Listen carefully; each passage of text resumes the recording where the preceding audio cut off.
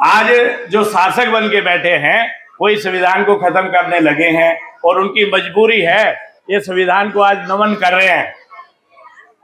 रहे हैं और ये इनका झूठा अंबेडकर प्रेम है और झूठा ही दलित प्रेम है। किसी भी ग्रंथ को आप देखोगे तो इन्होंने जितने भी किसी भी महापुरुष को मारा है तो उनको सबको छल से मारा है। इन्होंने कभी भी आमने सामने की लड़ाई आप लोगों से नहीं लड़ी। हमारा संविधान वो ये कह रहा है तुम हमारी महिलाओं को कितना ही गुमराह कर दो, एक दिन ऐसा आएगा कि यही तुम्हें आगे आगे ठोकर पे रख के लेके जाएंगी।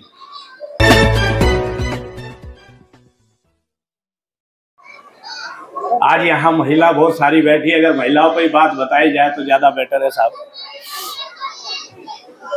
ये जो संविधान है हमारे साथ तो जो बीती सो बीती, जो महिलाओं के साथ बीतती थी वो बहुत दर्दनाक होती थी, क्योंकि पहले जो है हमारी बेटियों की 7-7 साल में शादी और 9 साल में शादियां हो जाती थी और पुरुष को सारी आजादियां थी और महिला को कोई आजादी नहीं थी।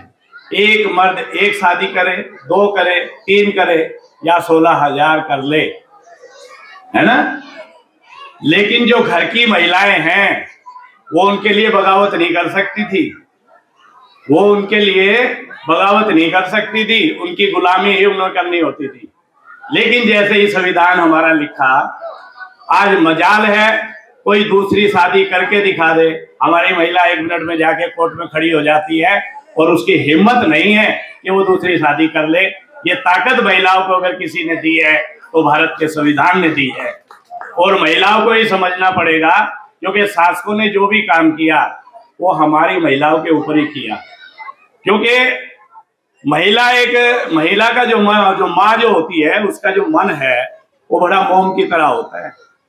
मान लो उसका बच्चा बीमार पड़ गया और वो डॉक्टर के पास जा रही है, मान लो खुदा न खास्ता उस बच्चे की दवा ना लगी और वो किसी मंदिर में चली जाए तो वहां का जो पंडित है वो कहेगा तू इस मंदिर में आ, 2 बार आके यहाँ पे मत्था निभा, तेरा बेटा ठीक हो जाएगा। उन्होंने हमारी महिलाओं पे ही अपना आडंबर चलाया, क्योंकि माँ जो है बड़ी ममता की मूर्ति है, इसलिए वो उनके चुंगल में आई। क्योंकि आज कहते हैं ना उसके 100 टीचर एक साइड और एक माँ उन 100 टीचरों से भी ज्यादा होती है। आज हमारे जो बच्चे हैं उनको अगर दूसरी रास्ते पे लेके जा रही है तो हमारी महिलाएं हैं। लेकिन आज हम आपको सलूट कर रहे हैं कि आप उस विचारधारा को बदलने के लिए आज यहाँ पे आई हैं और बाबा साहब के संविधान के बारे में सुनने आई हैं।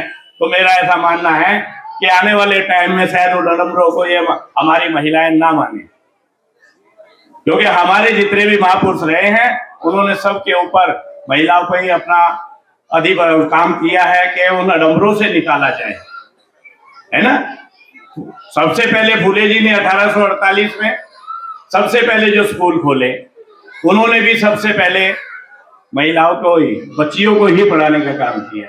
बाबा साहब ने भी यही कहा है कि आप बेटे को पढ़ाओ ना पढ़ाओ, लेकिन बेटी को जरूर पढ़ाना, क्योंकि एक बेटी 3 परिवारों को सुधारती है। बेटा तो एक अकेला है, लेकिन बेटी जो है अपने घर में अपने भाई बहन को पढ़ाएगी, अपने ससुराल में अपने बच्चों को पढ़ाएगी, अपने दुरानी जिठानी के बच्चों को पढ़ाएगी। तो जो है महिलाओं को ही सबसे आगे उन्होंने रखा है। और आज हमारा भी यही प्रयास है कि यहाँ जितनी भी महिलाएं आई हैं वो अपने इस संविधान के बारे में अपने बच्चों से चर्चा जरूर करें। अगर आप लोगों को पढ़ना नहीं आता तो उनसे पढ़वा कर इस संविधान को जरूर सुने, क्योंकि सबसे ज्यादा जो राइट दी है महिलाओं को वो इस संविधान की बदौलत है। आज जो शासक बन के बैठे हैं वो इस संविधान को खत्म करने लगे हैं और उनकी मजबूरी है, ये संविधान को आज नमन कर रहे हैं और ये इनका झूठा अंबेडकर प्रेम है और झूठा ही दलित प्रेम है। क्योंकि इनको डर है ये हमारे को हिंदू उनसे मुसलमानों से ईसाइयों से दूर कर रहे हैं। क्यों कर रहे हैं? इनको ये हिंदू कर रहे हैं कि सारे हिंदू तो एक इनका झूठा एक कंसेप्ट है।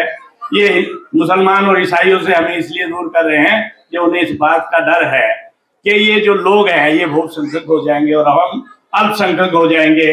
इसलिए ये लोग अब इनके आगे झुक रहे हैं और हमें हिंदू बनाने का प्रयास कर रहे हैं।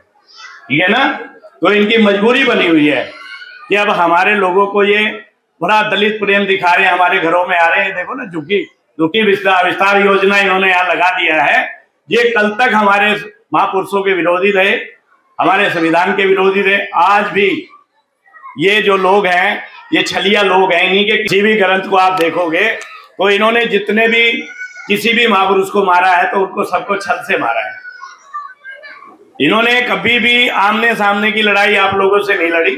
अभी प्राण प्रतिष्ठा पे आप देख रहे होगे, ये कह रहे हैं कि हमने उसमें पत्थर में मूर्तियां, पत्थर में जो है ना प्राण डाल दिए हैं। अरे तुम इतने बड़े वैज्ञानिक हो तो मुर्दे में जान क्यों नहीं डाल देते भाई? तुम मुर्दे में जान क्यों नहीं डाल देते?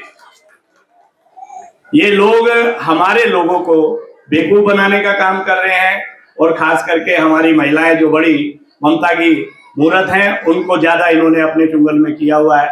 और हमारा संविधान वो ये कह रहा है तुम हमारी महिलाओं को कितना ही गुमराह कर दो, एक दिन ऐसा आएगा कि यही तुम्हें आगे आगे ठोकर पे रख के लेके जाएंगी।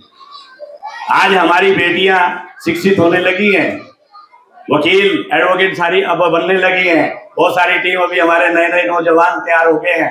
तो आने वाले टाइम में हमारे जो महापुरुषों का आंदोलन है, अब जो टीम नई सेकंड लाइन हमारी तैयार होके आएगी, तो हमें उम्मीद है कि वो अपने संविधान के हित में काम करेगी और संविधान को बचाने का काम करेगी।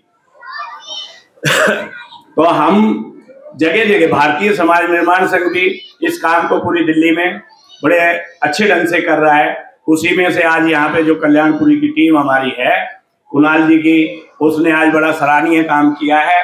ये सब पुरुषों से भी ज्यादा साहब आज महिलाएं यहाँ बैठी हैं, है ना? क्योंकि हमारा प्रयास है कि हमारी महिलाओं पे उन्होंने जो काम किया था, उनको हम आडंबर से जब ही निकाल सकते हैं कि जब वो ज्यादा से ज्यादा हमारे महापुरुषों की विचारधारा पे विचारों को सुनने का काम करेंगी। जब तक ये सुनेंगी नहीं, तब तक ये अपने बच्चों को कैसे समझाएंगी? अपने बच्चों को जब तक हम नहीं समझाएंगे, अपने बच्चों को शिक्षित नहीं करेंगे। कहते हैं लड़ना है तो पढ़ना होगा, लड़ना है तो पढ़ना होगा, और पढ़ना है तो सबको जागृत भी करना होगा। ठीक है ना? अगर हम सब लोगों को जागृत नहीं करते तो हम अपने संविधान को नहीं बचा पाएंगे। एक शासक बड़ी तेजी से काम कर रहा है। आज हम जो लोग हैं वो तो हम थोड़ी छोटी मीटिंगें कर रहे हैं, लेकिन वो हमारे बेडरूमों तक पहुंचे हुए हैं, क्योंकि उनका प्रचार प्रसार बहुत बड़े लेवल पे है।